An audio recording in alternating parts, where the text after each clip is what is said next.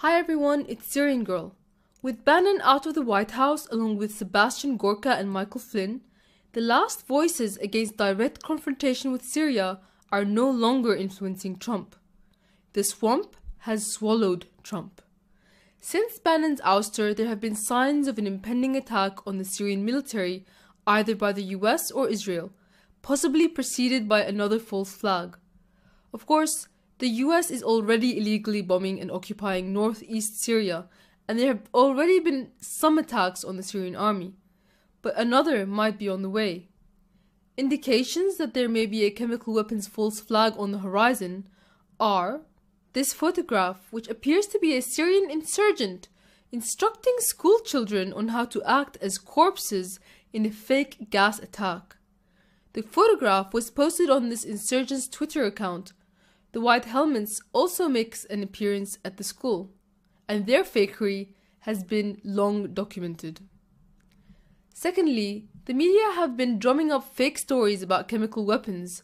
This is a headline from Reuters suggesting the United Nations intercepted a North Korean shipment of chemical weapons to Syria.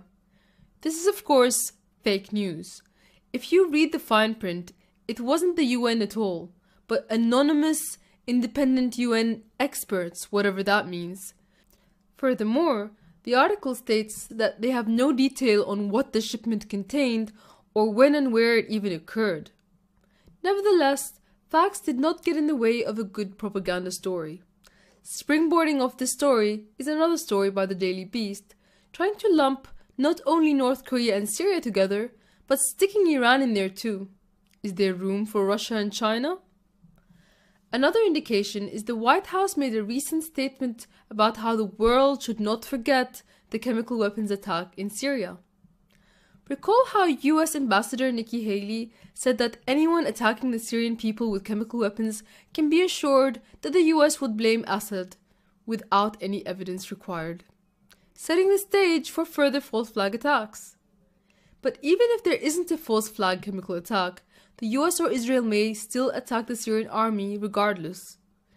An indication that there will be an attack on Syria by Israel is the fact that Israel's President Netanyahu met with Putin a few days ago and told him that he'd prefer ISIS to win rather than Syria and Iran.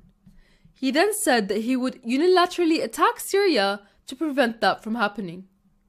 If you've been following my channel for a while, you'd be aware that Israel has been helping terrorists in Syria's Golan Heights for years. Here's one such terrorist thanking Israel for its life-saving aid. It's also possible an attack on Syria may come from the United States.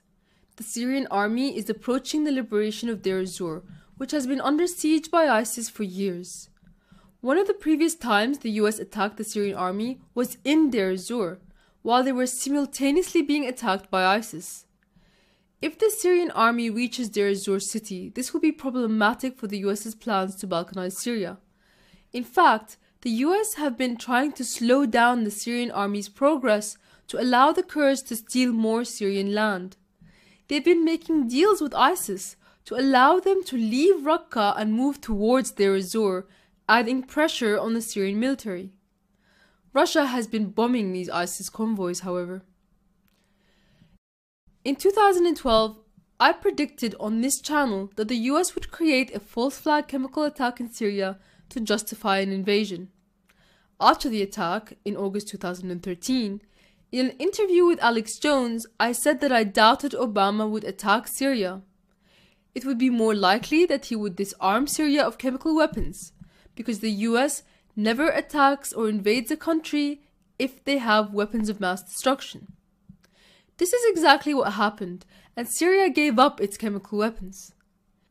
In 2014, in an interview with Vice News, I said, quote, "Now I predict that the US is going to claim that Syria has not completely disposed of its chemical weapons, and use that as an excuse to airstrike army positions, possibly after another smaller chemical weapons attack is set up.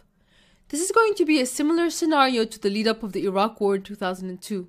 I believe the US will start airstriking the Syrian military as well as Al-Qaeda-linked rebels, effectively attacking both sides of the war. This is exactly what transpired in April this year.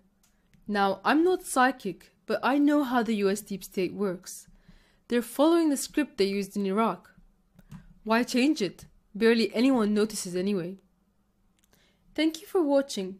Be aware that YouTube has been censoring some of my old videos, and they're rolling out new rules that will further stifle the truth.